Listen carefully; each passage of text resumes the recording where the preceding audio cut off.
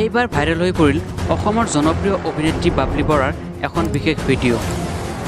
জনপ্ৰিয় অভিনেত্ৰীয়ে শ্বৰ্ট ভিডিঅ'ৰ যোগেদি অপমান কৰিলে অসমীয়াৰ সন্মান, ইতিহাস আৰু সংস্কৃতি। জয়মতীৰ অভিনয়ত অংগীভংগী কৰি ভিডিঅ' বনালে অভিনেত্ৰী বাবলি বৰাই আৰু তাৰ পিছতে আপলোড কৰিছিল ছ'চিয়েল মিডিয়াত। আপলোড কৰাৰ পিছতেই ভাইৰেল হৈ পৰিল অভিনেত্ৰী বাবলি বৰাৰ ভিডিঅ'। ভাইৰেল হোৱাৰ পিছতেই বিতৰ্কত সোমাই পৰিছে অভিনেত্ৰী বাবলি বৰাই।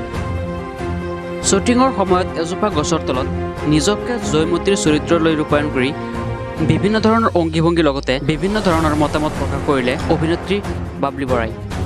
আৰু হাঁহি ধেমালিৰ মাজতেই চিঞৰি চিঞৰি কয় যে গদাপানী মোক বচোৱা, গদাপানী মোক বচোৱা।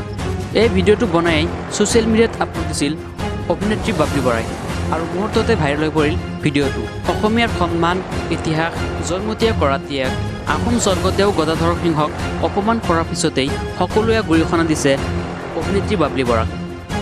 মুহূৰ্ততে ভিডিঅ'টো ভাইৰেল হোৱাৰ পিছতেই অভিনেত্ৰী বাবলি বৰাই ছ'চিয়েল মিডিয়াত আহি সকলোৰে আগত ক্ষমা খুজিলে অভিনেত্ৰী বাবলি বৰাই।